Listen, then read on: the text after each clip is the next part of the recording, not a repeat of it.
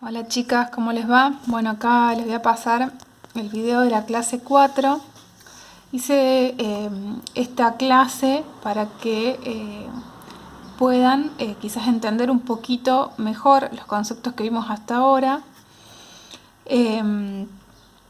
Y le pido que tengan imaginación porque bueno, es por ahí un poquito complicado de entender, eh, más que nada a través de videos, pero yo les prometo que apenas se retomen las clases vamos a repasar todos los conceptos y vamos a dejarlos bien en claro. ¿Se acuerdan que yo les hablé de la célula? ¿Sí? Que hablamos de las células, todos en algún punto en el secundario deben haber visto eh, lo que es una célula, cómo está conformada.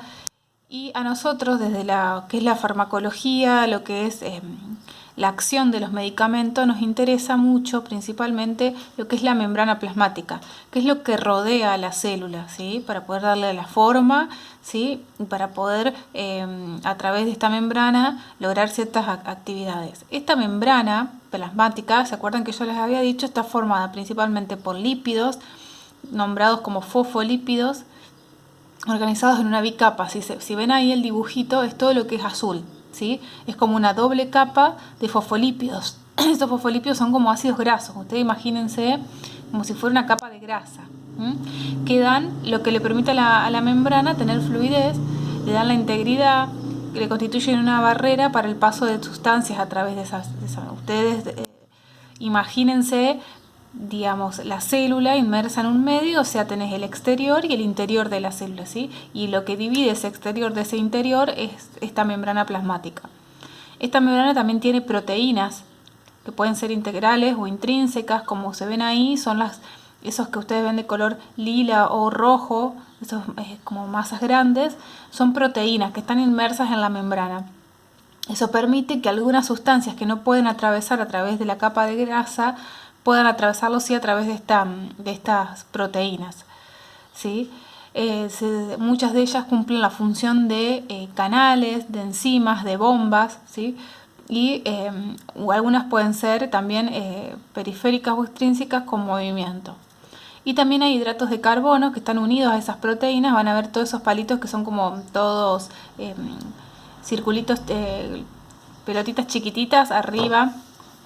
Es lo que está acá. Todo esto son los hidratos de carbono que se usan en la proteína y también le dan cierta capacidad de transporte a la membrana. Ustedes imagínense que, por ejemplo, ¿por qué tiene que haber proteínas o hidratos de carbono? Es porque, bueno, todo lo que es soluble en grasa, o sea, todo lo que es, se le va a conocer con el nombre, ustedes lo van a escuchar con el nombre de apolar o hidrofílico, perdón, o lipofílico, que tienen afinidad por las grasas, va a atravesar libremente a través de la membrana, así, va a atravesar libremente así, por a través de la capa de lípidos. Pero aquellas sustancias que no se puedan disolver en el ácido graso, como por ejemplo algunas sustancias como algunos iones o sustancias acuosas, porque ustedes como saben el agua y el aceite no se mezclan, lo van a hacer a través de estas proteínas, ¿sí?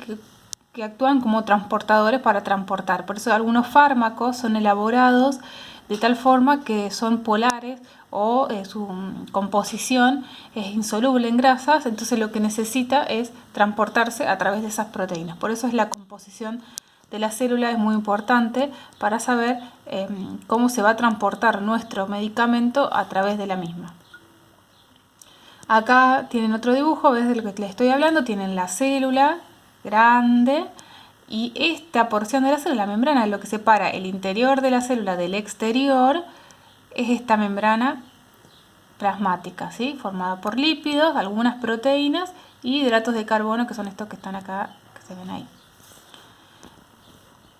Vamos a ver, ya después vamos a volver sobre esta imagen para que ustedes entiendan para qué bien sirven todos estos tipos de sustancias que tiene la membrana plasmática. Como les dije, las funciones de la membrana plasmática son unas compartimentalizaciones y rodear todo el contenido de la célula, incluyendo los espacios internos donde tienen lugar actividades especializadas. Otras, como les dije, el transporte de solutos, o sea, transporte de sustancia a través de la célula. Permeabilidad selectiva es permitir pasar a través de la célula lo que la célula le corresponda. También a través de receptores, ya vamos a ver el concepto de receptores, dar respuestas a señales externas. Muchos medicamentos, ustedes vamos a ver después, que no es que el medicamento viene por vía sanguínea e ingresa a la célula. Muchos medicamentos lo que hace es se unen a receptores que están acá sobre la membrana plasmática. Muchas veces estos receptores también, las proteínas también forman parte son receptores. El medicamento viene, se une y eso emite una señal hacia el interior de la célula que termina produciendo un efecto a nivel del organismo. Por eso se dice que se habla de receptores. Y bueno, las otras funciones no nos interesan a nosotros, pero todas esas funciones tiene la membrana celular. Bueno, la célula, como les dije, tiene una permeabilidad, esa membrana que les mostré ahí. Entonces las sustancias pueden pasar por difusión, movimiento de moléculas de una zona de alta concentración a una baja concentración utilizando energía positiva a favor del gradiente de concentración. ¿Qué quiere decir esto? Bueno, que si yo tengo acá un montón de medicamento, una alta concentración de medicamento, esa alta concentración, y si el medicamento es soluble en ácidos grasos, va a difundir fácilmente a través de la membrana y va a ingresar a la célula, ¿sí? ¿Por qué? Porque tengo mucha concentración del otro lado, por lo tanto, la fuerza de esa concentración tan grande hace que pueda pasar para el otro lado y además encima es soluble en grasa, va a difundir directamente, el fármaco difunde a través de la membrana y pasa a ese mismo movimiento, pero si es de agua, digamos, y no de un soluto, o no, soluto me refiero a una molécula, a un fármaco, a lo que tenga que atravesar. Cuando hablamos de agua se denomina ósmosis, ¿sí? Y estos mecanismos de entrada y de salida de sustancias pueden ser pasivos, consumen energía provista por la grande concentración, lo mismo que decíamos recién, difunden de forma pasiva porque tienen gradiente de concentración, o sea, hay mucha concentración del otro lado, entonces pueden pasar a través de una difusión simple, que esa difusión simple, ¿qué va a hacer? ¿Por qué lo hacen? Porque son sustancias chiquitas, como les dije, apolares o hidrofóbicas, o lipofílico. Todo eso apolado, hidrofóbico, lipofílico significa lo mismo, lo pueden encontrar de las tres formas. ¿Y qué significa? Que es soluble en el ácido graso, en la capa lipídica que tiene la membrana. Entonces, como tiene el gradiente favorable, son solubles en ácidos grasos y son chiquititos porque tienen bajo peso molecular, que se difunden simplemente a través de la membrana y pasan al otro lado. Difusión facilitada es cuando por ahí moléculas que son de bajo peso molecular tienen el gradiente favorable, pero son polares. Como les dije, son polares, no se pueden disolver en esa capa de lípidos. Entonces, ¿qué van a hacer? Utilizan esas proteínas integrales de membrana. Van a utilizar estas proteínas para poder pasar, porque son chiquitos, tienen alta concentración de este lado, pueden pasar por el otro lado, pero no son solubles en la capa. Entonces, ¿qué van a utilizar? Van a utilizar esa proteína para poder atravesar, ¿sí?, la membrana.